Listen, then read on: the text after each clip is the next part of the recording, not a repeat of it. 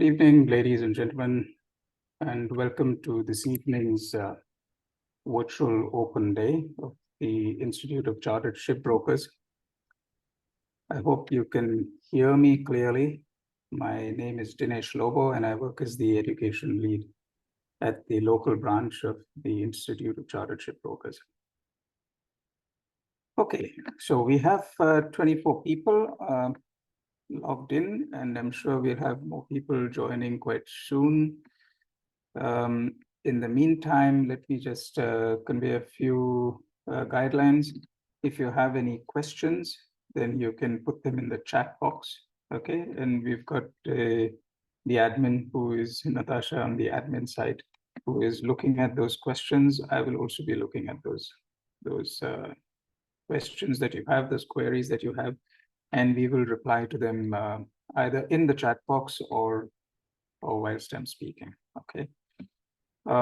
This session will probably take about 40 minutes, and it's an opportunity for you to cross-check whatever queries you have, and thereafter, of course, you will get a copy of this presentation that I will be putting out. And if you have any other queries, you're always welcome to make contact with Natasha on the admin email address. If somebody can put in a few thumbs up or whatever in the chat box, just to let me be sure that you can hear me clearly. And I'm also going to share my screen, and then you can also let me know that you can see the screen.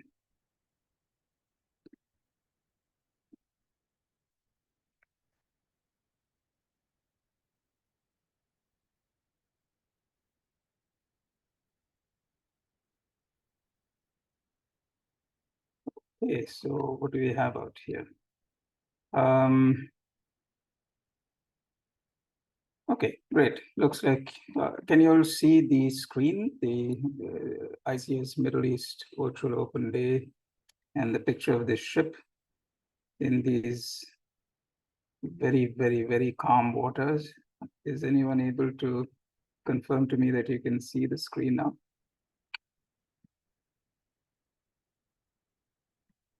Are you able to see the screen?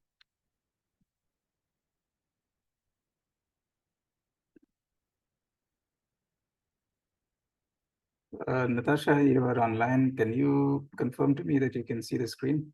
I've shared my screen. Hello, yes, sir, we can see. Okay, great, wonderful. So, okay, so let's start. Before we go forward, I'd like to pay special thanks to all our sponsors and supporters. You've been seeing that bunch of slides that's been running in the background for the last 10 minutes, 10, 15 minutes.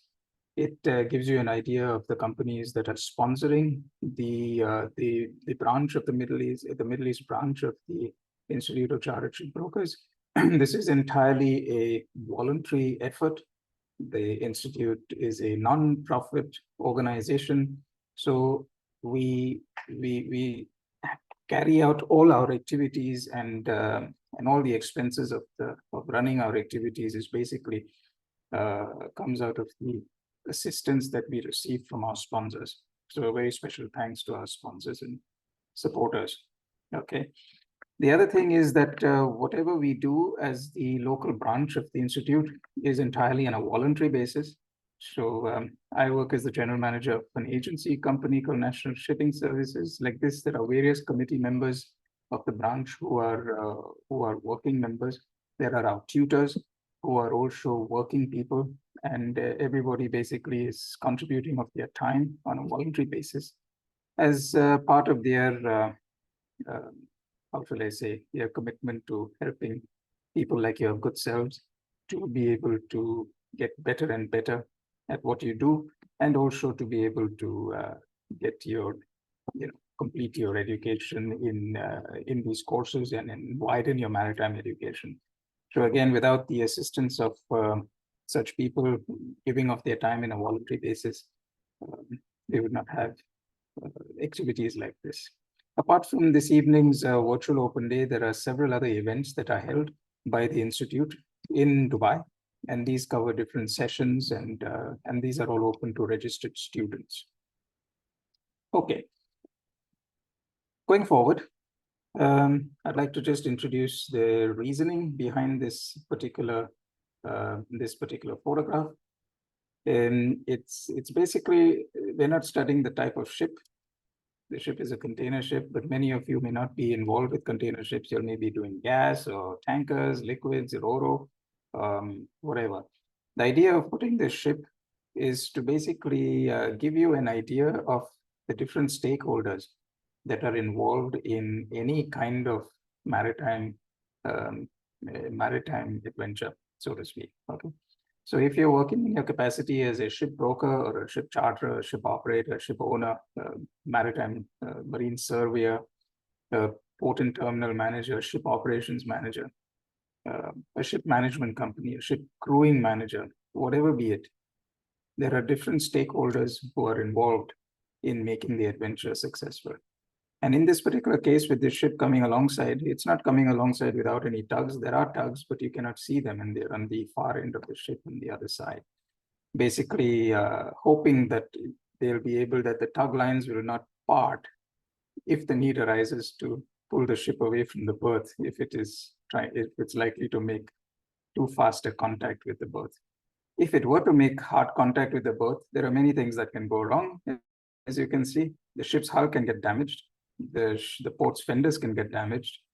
The port gantries, which are there, which are about 3 meters away from the ship's, maybe 5 meters totally away from the ship's berth, from the ship's hull, are potentially at risk of being damaged if the front of the ship makes contact with the gantry legs.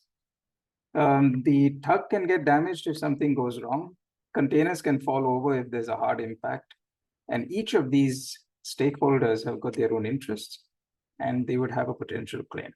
Okay. So therefore, we, working in our capacity of respective stakeholder, we have a duty to ourselves as maritime professionals to take the right decision at the right time. Okay. And the right decision at the right time is what really makes a lot of difference in the way any situation unfolds. Okay. And the way the claim and liability chain will unfold. So this whole effort, and I want to congratulate you and commend you on your decision to spend your time on an evening to come by to be present in this open day, to understand a little bit more about the maritime education courses which are available from the Institute of Chartered Shipbrokers. Because in doing so, you're only gaining one thing. You're going to be able to expand your knowledge. And there is no limit. There's no limit to the expansion of knowledge. We don't reach any stage where we know everything about everything. Because if you knew everything about everything, then we need to call you a specialist. And being a specialist is not really a very nice thing. Okay, beware. Okay, so going forward, we have over here, you've got the different types of ships, different types of kind of berths. You can see specifically different types of vessels in that port. Some are bulk, one is a bulk vessel, one is a tanker, one is a container ship, there's a feeder ship at the back, there are railways, there's trucks. So again, there is storage tanks. If something goes wrong on the ship over here, there is somebody's storage tank over here which is at risk. And that storage tank owner may not be the port. It may be somebody who's rented space from the port and has his tank farm. So some kind of situation in a different berth can cause a fallout, a consequence of sorts to a completely different person or different entity, different interest in a different part of the port. And therefore, the port and terminals are important stakeholders in any maritime activity where a ship is coming alongside. Now, in terms of the courses which are available, before I go forward, I just want to ask: can people put into the chat box if you all are new attendees to this open day, or have you all attended any open day, the last open day, which was a few weeks back, a couple of months back. Is everybody new to this virtual open day, or have you all attended? Has anyone attended before? If you can just give me some feedback, that would help me. Okay. Now, the foundation diploma is, so with the Institute of Chartered Shipbrokers, there are different types of courses available.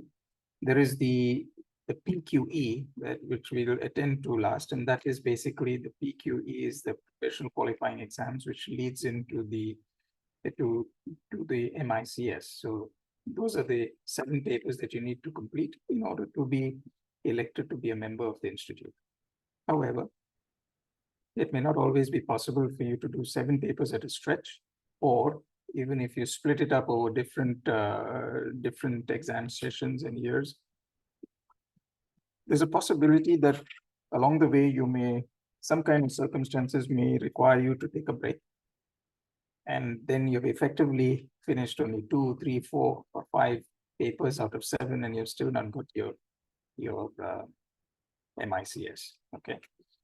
So therefore, the institute has the facility of a foundation diploma. And the foundation diploma basically is for people who are new to the industry and who are looking to gain some knowledge and pick up a qualification. So the foundation diploma has 2 subjects: the compulsory subject, which is Introduction to Shipping, and you get to choose one of the below specialized subjects. Okay, these specialized subjects are 1 to 14, which you can see on the screen. If you want to know exactly what is involved and what kind of syllabus items are included in each of these subjects, you need to go to the website of the Institute of Chartered Shipbrokers, Middle East branch. You'll see all the contact details at the end of this presentation. And over there, if you go into the exam section, learning section, and then into the exam section, there's a world of information available. Okay, so you can actually take a deep dive into the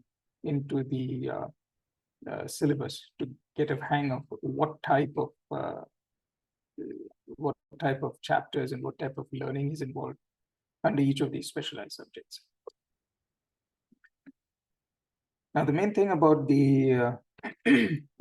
about this particular foundation diploma is that you need to complete both the sessions in the same exam session, both the papers, both the subjects in the same exam session. So the exams happen twice a year. They happen in November and in May. Okay, the registration year commences in June and then continues to May of the following year. So June to May is the registration year, and in this registration year you get 2 exam sessions, one in November and one in May.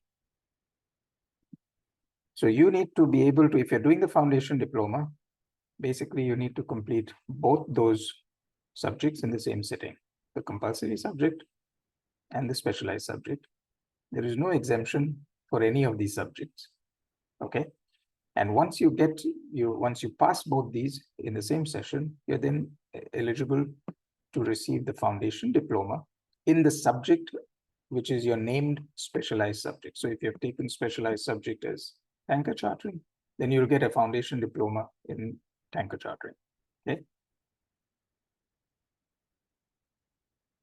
So the advanced diploma is for people who are, as I've written over there in red color, it's for people who have already had some industry knowledge. So we are assuming that you don't need to do the introduction to shipping because you already gained some knowledge already in the course of your work.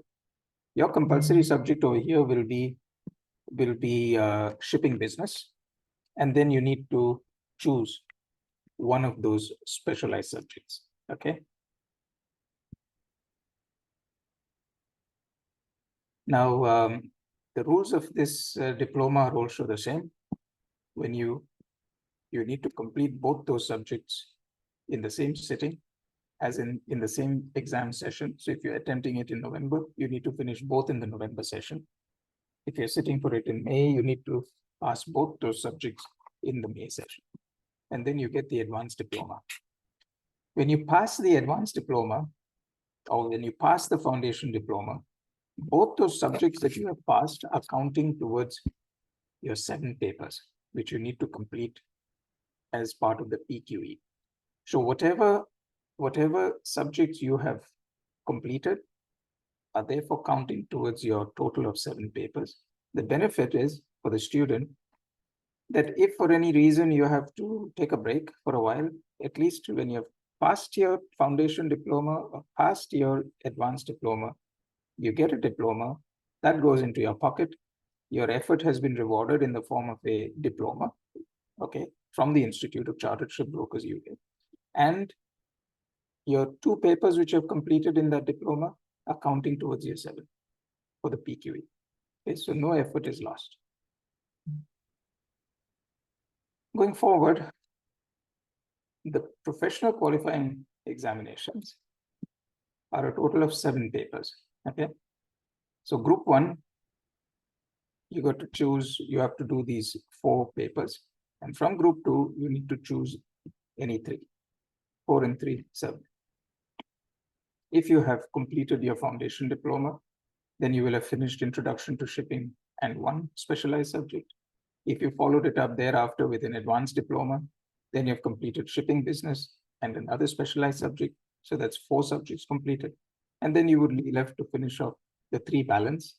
Those 3 balance would be legal principles, economics of sea transport, and then of course, the balance subject from the group 2. Okay. You have to complete 7 papers. There are certain exemptions which are available for shipping professionals who have spent years in shipping already, or who have done a certain study course. And there are certain conditions for those exemptions, and those exemptions are decided in the UK. And that we'll come to those exemptions in a different slide further down. Okay. But the professional qualifying examination effectively has got 7 papers, 4 in group 1, 3 from group 2. And these have to be, and whatever you've completed in foundation and advanced diploma does count towards these 7. If there are any questions along the way, please keep them coming in. Up to now, okay. Up to now we have no questions, but hopefully you have queries which we will sort out.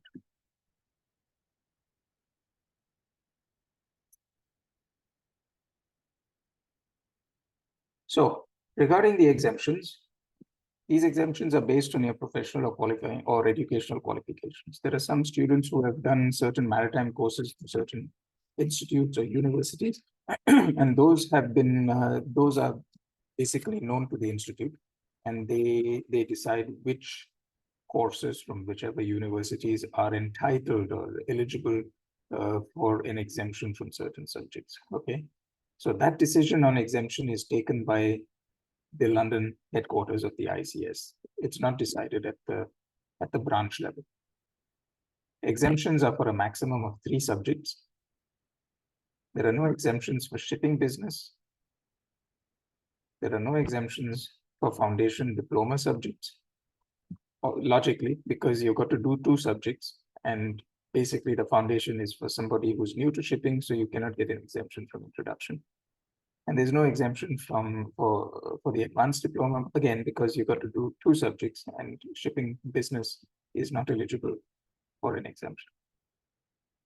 Now there's an exemption fee, and for the year, for the academic year 23-24, the cost of that exemption fee is £195 or AED 960. Okay. Moving on. The evidence of qualifications in the form of certificates is required, or transcripts, in order to be able to for the institute to be able to decide on the exemption. Okay, so if you're a master mariner, for example, or if you've been sailing staff, you've done certain maritime study, you've also done certain amount of experience, you need to be able to be as descriptive as possible about the nature of your experience, so that the institute can take a decision on whether or not your application will meet the conditions for granting an exemption.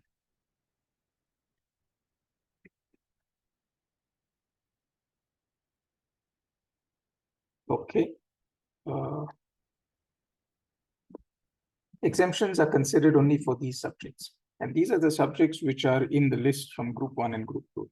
Okay, so introduction to shipping, economics of sea transport, marine insurance, shipping law, shipping finance, port and terminal management, logistics and multimodal transport, ship operations management, and offshore support industry. So these are the subjects that are eligible for an exemption. Now, what are the exam dates and results and the dates and result deadlines? Okay, we are talking about deadlines over here. I explained already that the start of the academic session is in June of every year. Okay, so this academic session is already commenced on in June, not 17th of August. That's an error. It's basically commenced in June of 2023. The first exam dates are 20th of November until 30th of November. So that's basically a Monday to Friday. Okay. So over 2 weeks, from Monday to Friday, morning and afternoon sessions. The second exam session dates are May 13, 2024 until May 23rd, 2024. There again, it's Monday to Friday and next week, Monday to Friday. What's the nature of these exams? They happen in the morning, commencing 9:30 for 3 hours. The afternoon session commences at 1:30. That's a 3-hour paper. So these sessions are written. They're not online. They're written sessions. You got to sit down and write for 3 hours. In those 3 hours, you got to attempt a certain number of questions. All those question papers, I invite you to get into the ICS website and see sample question papers of previous years. It will give you an idea of how the question papers are, how the structure of the question paper is in terms of compulsory questions, a certain number of questions to be answered out of a total number of questions.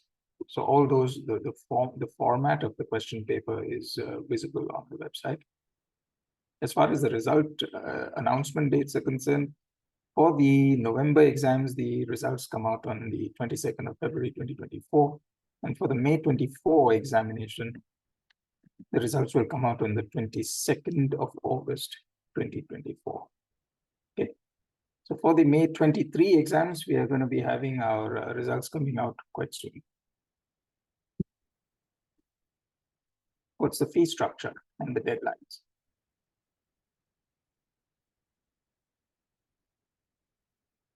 Let me put all the information up on the screen.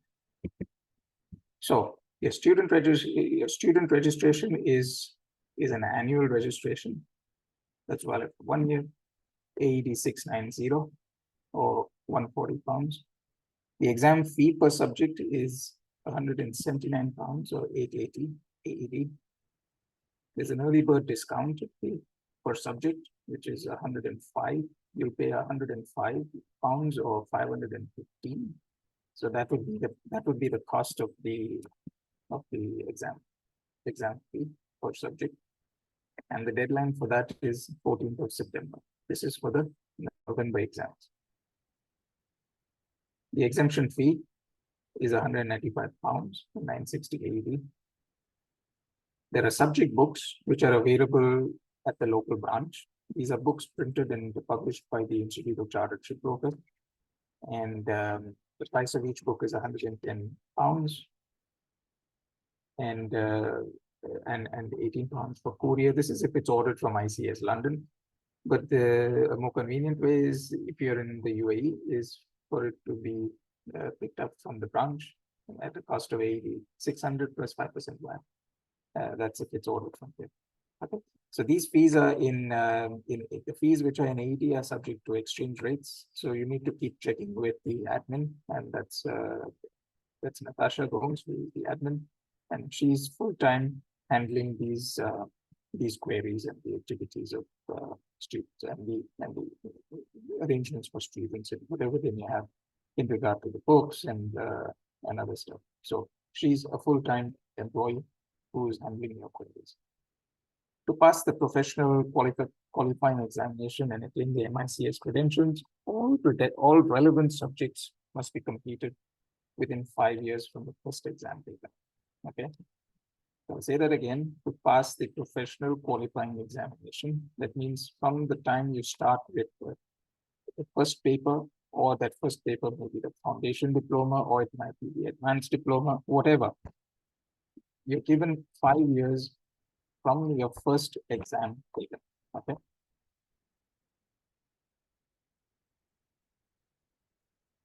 The examination pattern. I spoke a little bit about this on a previous slide. The exam is descriptive. Okay. It's a 3-hour paper. 5 out of 8 questions are to be answered. But there may be a compulsory question, and that's why I say you should look at the sample exam papers, which are on the internet, which are on the website of the institute, or even on the website of the local branch of the institute. And the pass mark is 50%.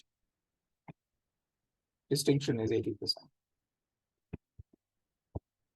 What are the options available in terms of preparation? You've got the books, the subject books of the ICS. There are student support sessions which happen.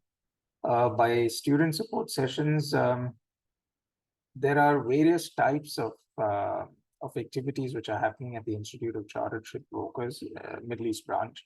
Okay, in Dubai, there are some things which happen online, and there are some events which happen in person.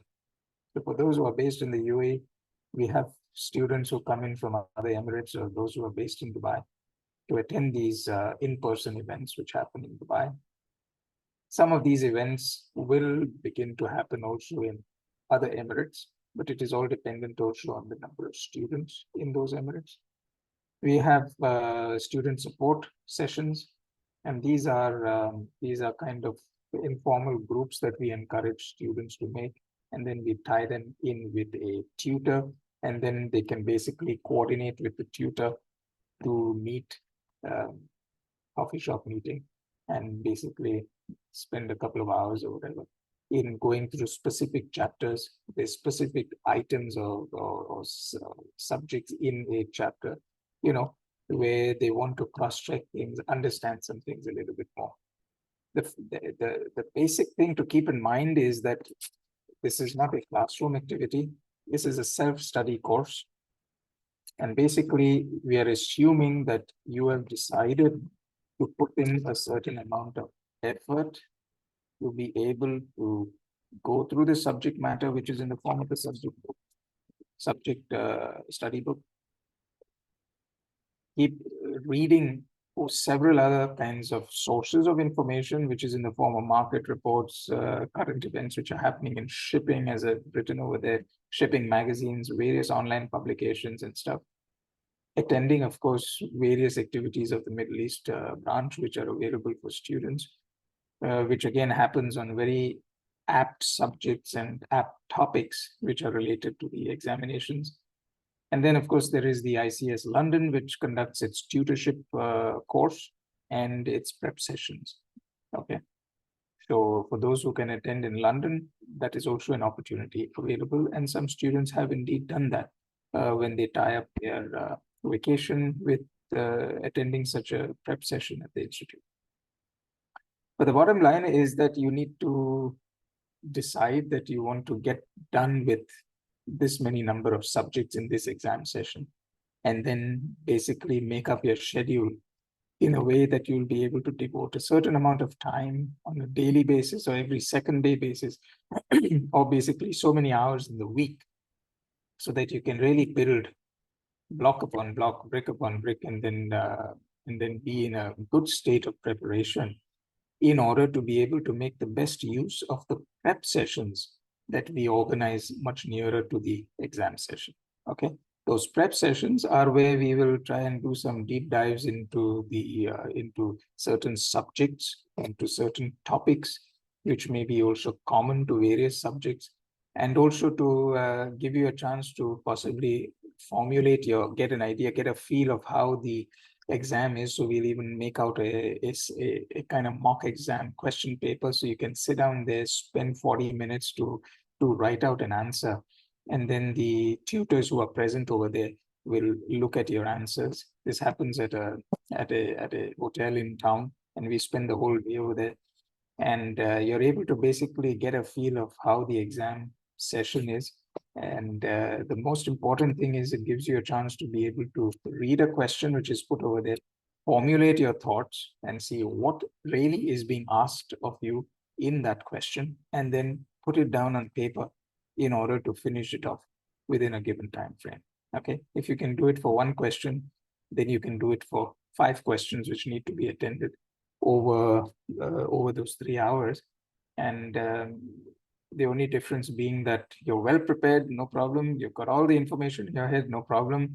The only thing is that you got to get into the habit of being able to write for 3 hours, and that is sometimes a challenge for people who are for everybody nowadays, because it's not so common to be writing, you know, in the way we used to be writing everything in the past. So we don't have too much control over that part of it, but the exams are still written exams, and we are trying our best to see how we can help you to be able to be as well prepared in terms of your muscles, and also in terms of your skills for for being able to make the best use of time during the examination. Okay. We have often come across questions, students, you know, when we ask them to do these mock exam answers, we've often come across students who, you know, they get excited seeing a question, and they say, oh, wow, this is a wonderful question. They can recognize it, but they've not fully understood what is being asked of the student by the examiner in that question. And so they end up writing everything from A to Z that they know about a particular topic. And that's not necessarily what the examiner is wanting to know. So those pieces of guidance are given at such prep sessions, you know, or even during certain student interactions or student support sessions, that guidance is given just to help the student sharpen up his skills or her skills in being able to attack a question in the right way. Because if you first of all know what is being asked of you in that question and how it is expecting you, or how that examiner is expecting you to answer that particular question, which in the way it has been formulated, if you are able to develop that skill to know what is being asked of you, then whatever you write is obviously relevant.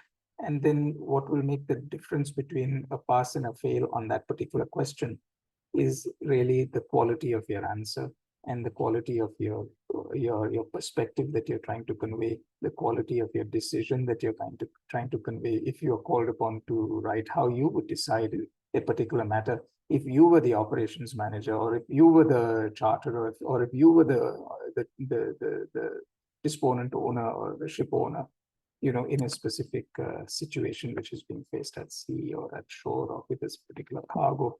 So that's basically to do with your knowledge that you have gained. But how to channelize that knowledge and put it in a way that is relevant to the question being asked is an important aspect of preparing for the exams. Okay.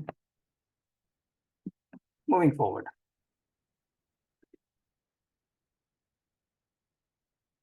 So Dubai is one of the largest exam centers basically in the Middle East. There are exams that happen also in Bahrain, in Kuwait, in Oman, and if required in Qatar. In other countries, we can organize if there is a student who is wanting to sit in a different, you know, in Saudi Arabia. If there's somebody, then we will try and work out a way by which you know, the student can do the exam in Saudi. If it's absolutely impossible, then there are times when some students have come or chosen to come and do the exams at Dubai. Okay. Now, apart from this, there are certain international prizes which are awarded by the Institute of Chartered Shipbrokers in London. Okay.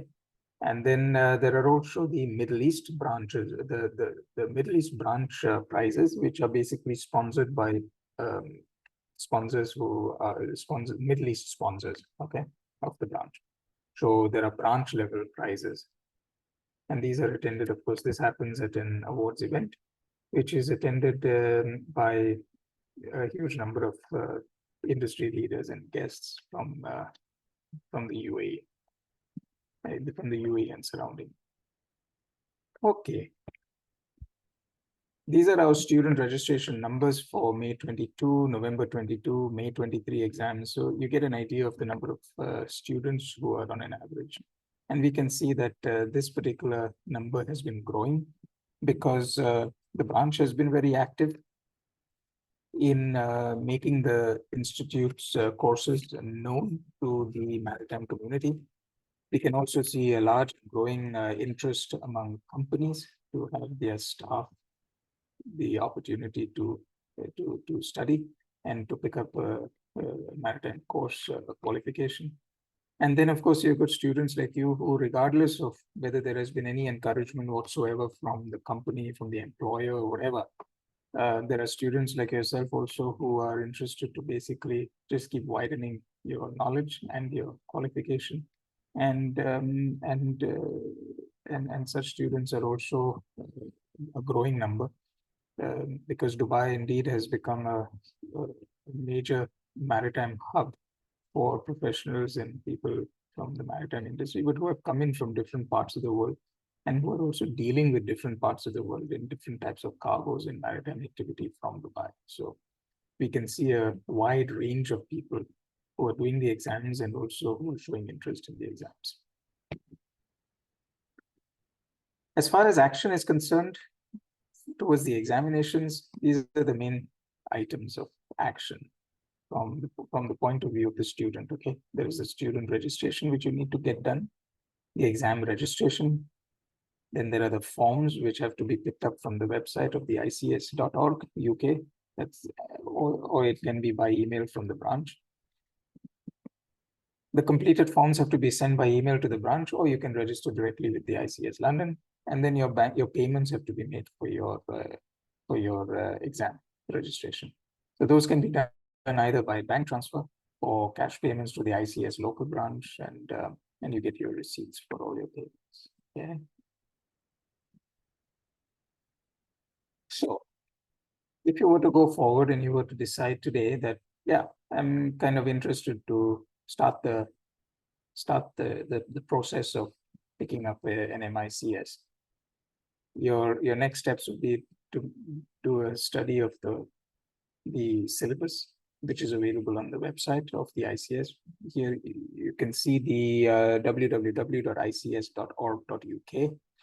There's also the website of the Middle East branch, and that will lead you to the relevant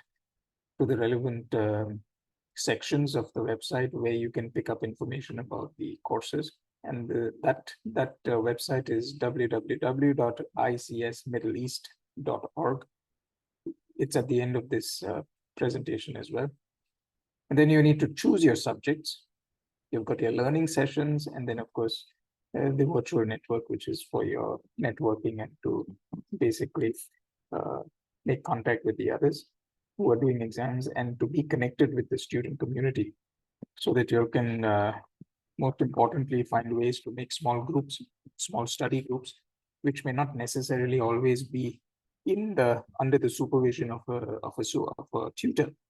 There are many people we have noticed, they form groups wherein there may be somebody who is a highly experienced operations person from a ship agency, or somebody who's from a ship operator company or from a master mariner who's doing the course. And already a student group has formed, and then among themselves, they've got various variety of information at hand from their own professional experience, and they're able to help each other out in a way which would otherwise not have been available. So the benefit of students forming their small chat groups or study groups is enormous. The benefit is enormous. If you choose to do it on your own, or as they say, on your lonesome. That's also an option, nothing wrong with it. But we encourage you to get as closely involved with the branch so that you can have the benefit of all the branch activities, and then also be linked up with a tutor who can guide you. Okay.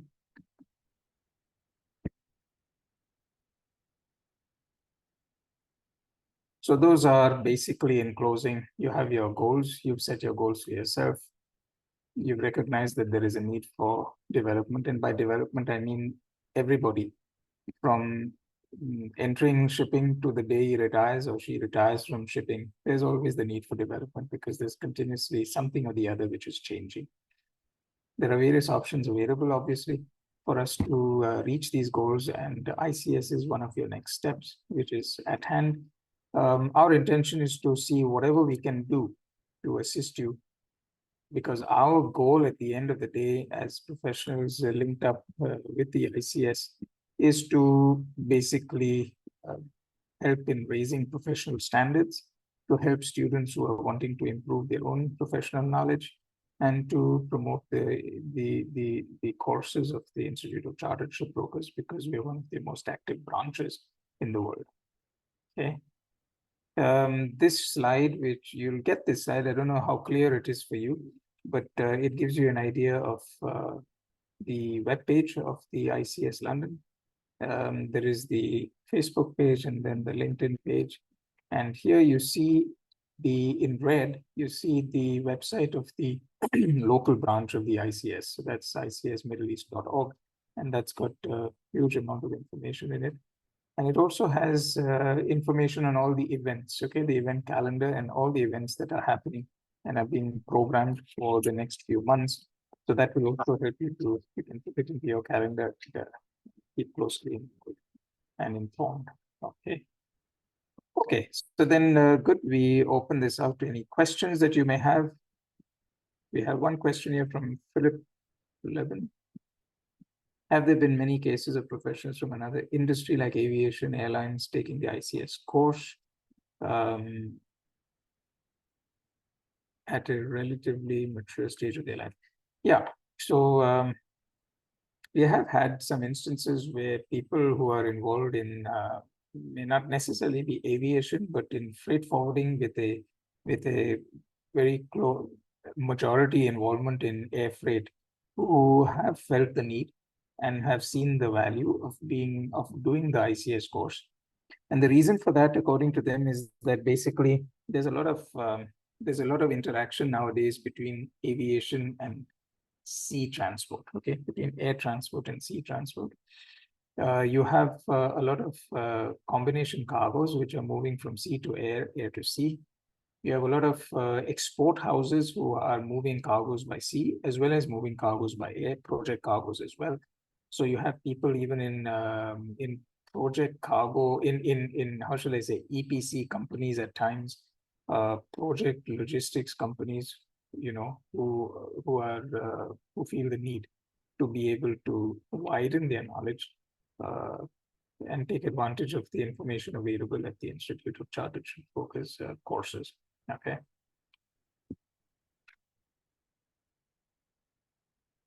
What is the advisable length of answering any question that would matter in scoring the marks?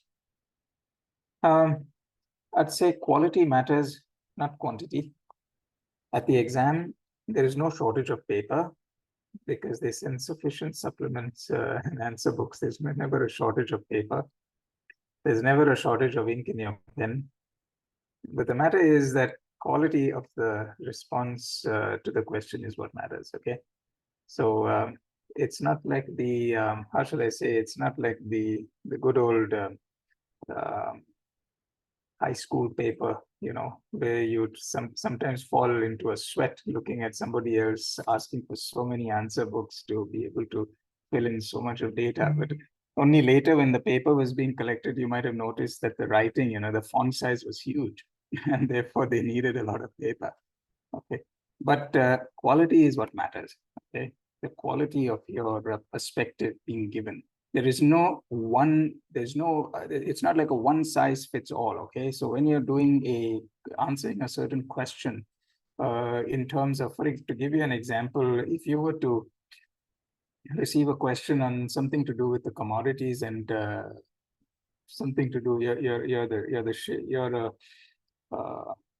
you're a ship agent. If it were to say that you're a ship agent, or you are connected with a ship that is discharging grain, and you have noticed that there is wetness in the holes, there has been a case of green peas which are sprouting in the holes, after over a long sea passage, because there has been leakage of water from the ballast tanks, or because the hatch combings weren't sealed for sea passage, and therefore water has leaked through the hatch cover.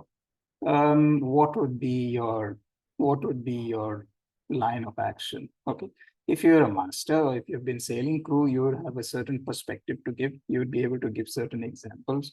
If you're a port agent, you would be able to give your examples from the port agent's perspective, which is equally important to an examiner and is equally worthy of being given a high mark. It depends on what is your quality of answer which you're giving.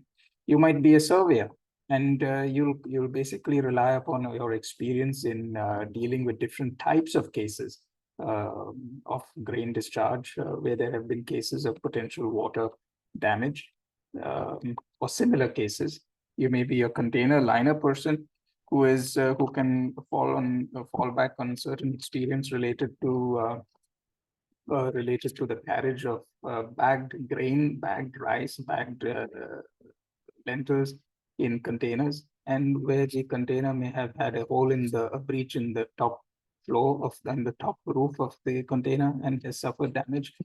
You would have important aspects as a container man or container lady. You would have important aspects of information in your answer about where the damage happened. Did the damage happen in the top tiers of the cargo, or did it happen in the bottom tiers of the cargo? And therefore, you might be able to enter some guesses about how the damage might have happened. Did it happen because rainwater leaked in through some way in the roof, or was it really that the container sat in a hold which in the ship or in a port yard which got flooded during the monsoons? So no matter what the type of job you do, you will have some important perspectives to give on a common matter, which is to do with a potential claim related to grain. So the more you read, obviously, improves the quality of your answer. But whatever is your professional experience is something that you should also draw upon when you're writing your answer. Okay. What other questions? Are the subject books alone sufficient to be able to pass? Or are there supplementary materials, resources that must be used? The subject book is a voluminous piece of information, very useful. But from my own experience, I've noticed that it's always important to be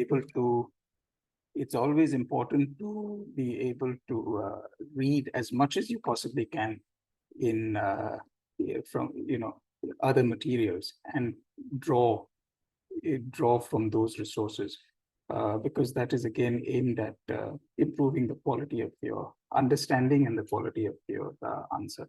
So to answer that question, I'd say the subject book is a good source of data, but you should not restrict yourself to only the subject book. You should look at doing very daily, regular reading of different websites which are available, free websites. Some of them are paid websites. You may have access to some websites because your company subscribes to them.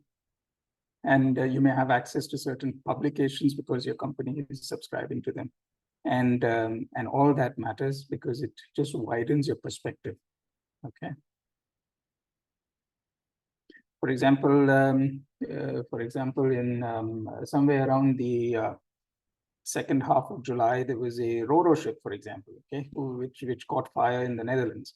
It was sailing, I think, from Bremerhaven and passing the Netherlands, and it caught fire. And eventually, the crew had to abandon the ship. And as far as I know, that ship, I think, fell on its side because of that incident. But one person died in the process. The fire was such a was such a belligerent, fast-moving fire that the crew could not control it, and they had to eventually abandon the ship. You have there's a lot of information currently in different websites, and if you are able to draw upon such incidents when you're answering a question, okay, to do with cargo safety or the need for correct DG declarations, or something to do with the benefits and lashing of the benefits or the importance or significance of lashing cargo correctly, or if you're talking about things to do with safe carriage of cargo, or the legal principles legal principles related to the safe carriage of cargo. When you're able to draw upon such live incidents which are happening, then obviously the examiner takes note that you're very, very well aware of what is happening. You're not somebody who's just restricting your reading to the subject book and just churning out data from the subject book. Okay. Can you briefly describe how Ashraf Mahmood, he's asking me, can you briefly describe how obtaining a PQE certification or becoming a member of the ICS facilitates new employment opportunities? So here is an interesting question and a very useful question for the benefit of all the others. More and more, we are noticing that sponsors are basically associating with the ICS because they want to have access to such students, who are doing the ICS.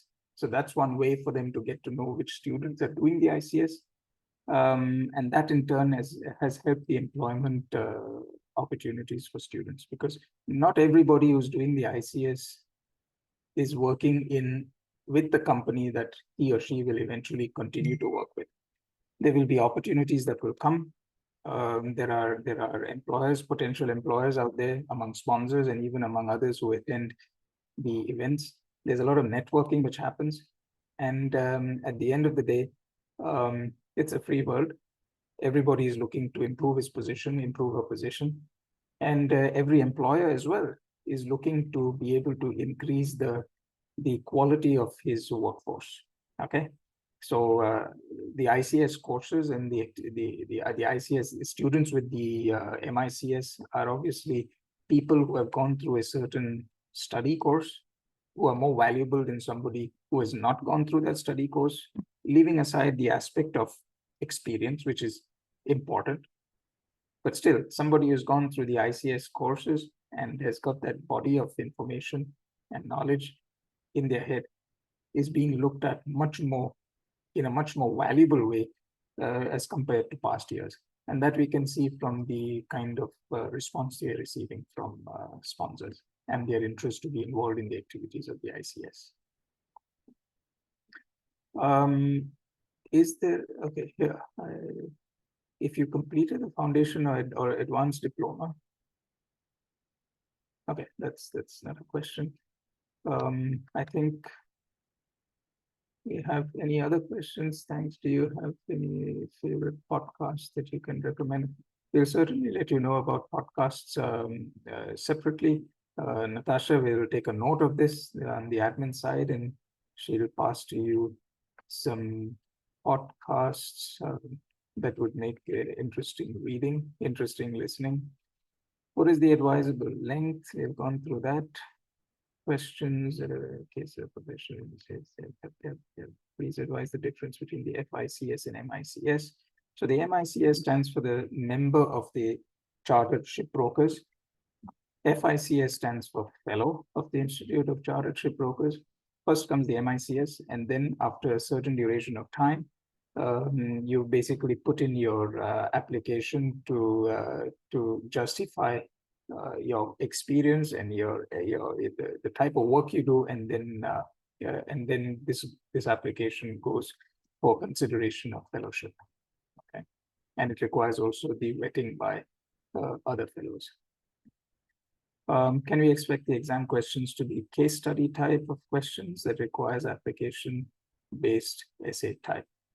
Yes, there is a possibility for certain that an exam question may make specific reference in law to certain cases, and basically your answer would definitely be an essay type. All the answers are essay type except such questions which require you to draw a diagram or fill up certain data on a map of the world showing different sea routes. Otherwise it's all essay type. And yes, there is a possibility a question can be a case study type. There's a question here from Nixon. I have 8+ years of experience in the oil trading operation, but do not have any background. What is this getting cut? Okay. But do not have any background course done related to shipping. Will I get exemption from foundation diploma? The matter is not whether you get an exemption from foundation diploma. The matter is whether you will get an exemption from specific subjects. Okay. So the foundation diploma, if you choose to do a foundation diploma, then you got to do introduction to shipping plus one compulsory subject. There are no exemptions if you're doing a foundation or doing an advanced diploma, because you have to complete 2 subjects. Okay. But if you're doing the PQE, yeah, and you've got 8 years of experience in oil trading operations, you got to detail that experience and what it covers. And then if the institute feels that your type of experience covers the kind of syllabus items of a specific subject of your choice, then they might decide to grant you the exemption.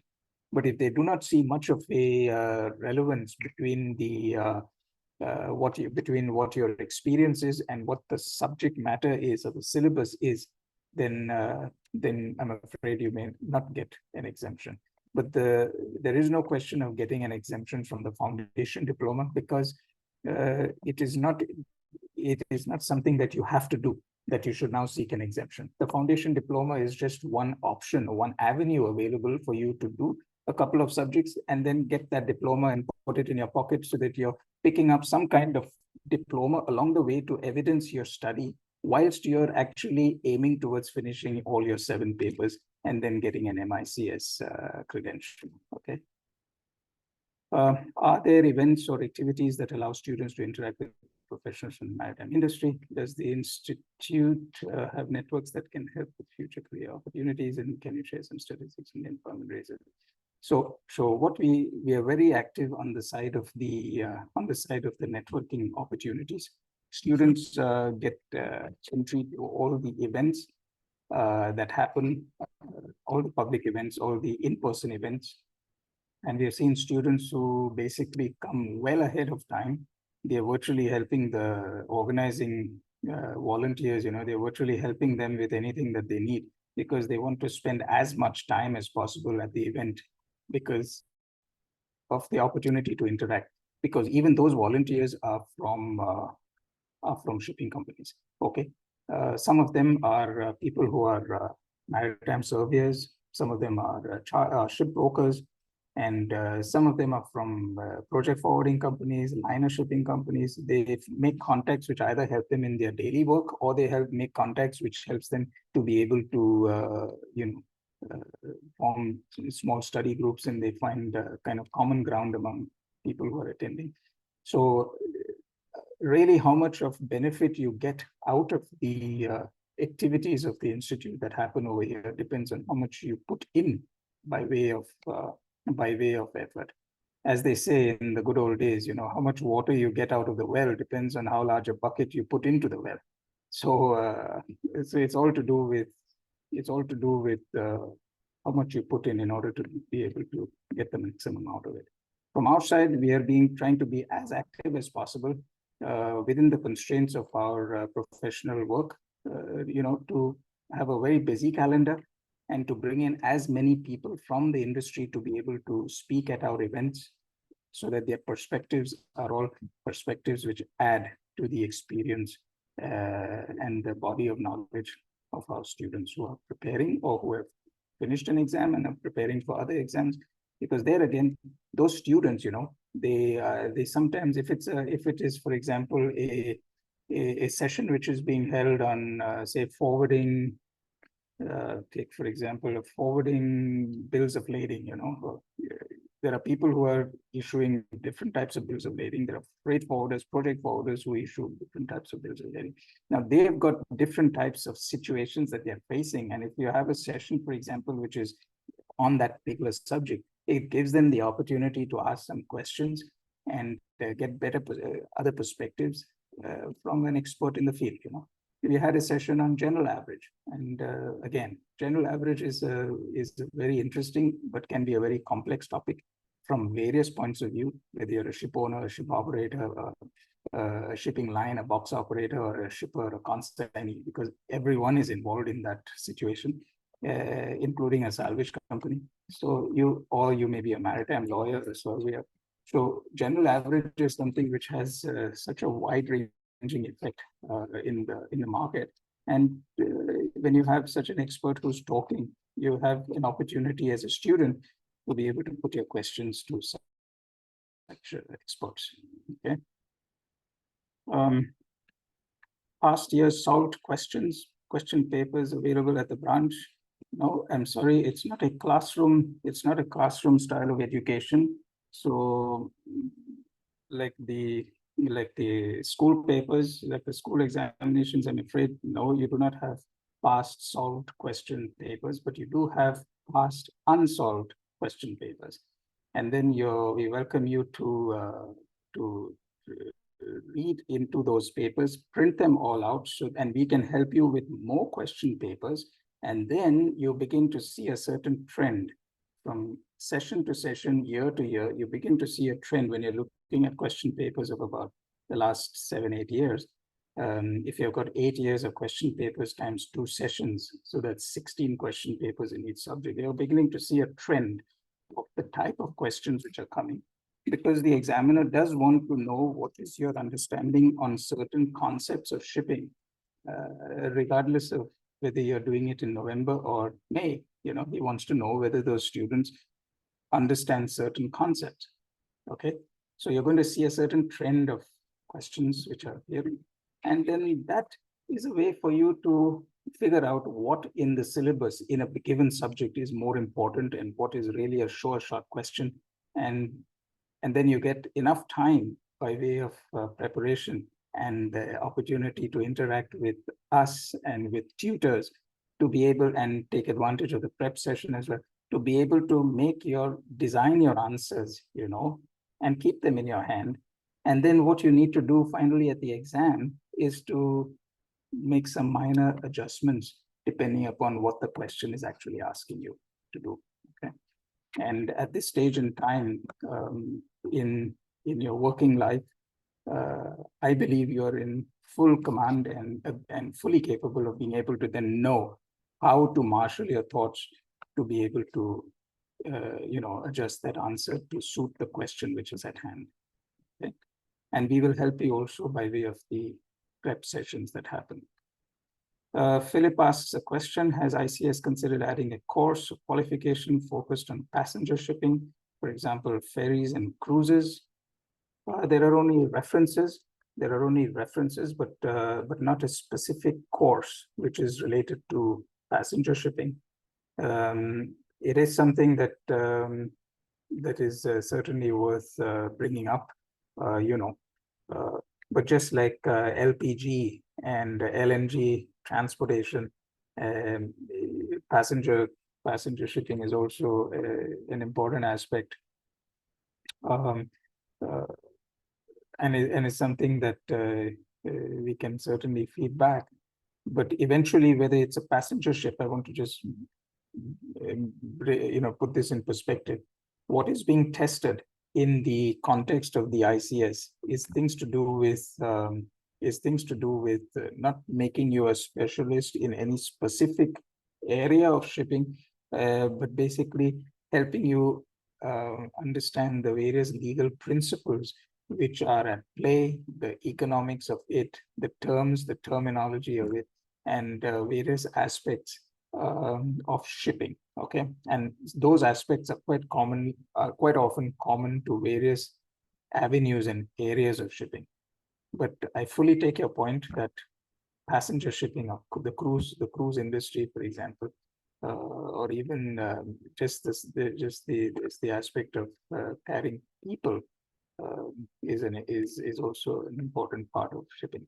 But at this stage in time, the ICS doesn't have a course which is something to do with passenger ship chartering or passenger shipping. Okay. Do we have any more questions?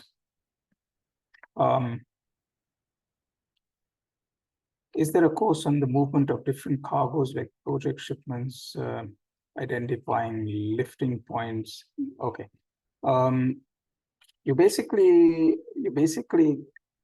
have such kinds of matters being discussed in certain types of subjects like dry cargo chartering and certain other in certain other such subjects. Okay, it is not a separate course, but it is these are aspects which are included in certain subject papers. Okay, so again, I would suggest go into the website, get into the syllabus for the different subjects, and then get start studying the syllabus, and you'll get an idea of what kind of aspects of shipping are being undertaken in each of those subjects.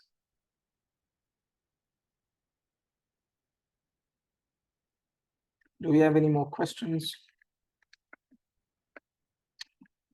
Okay, so we're at 8:15. I think if we don't have any more questions, then we'll close this session.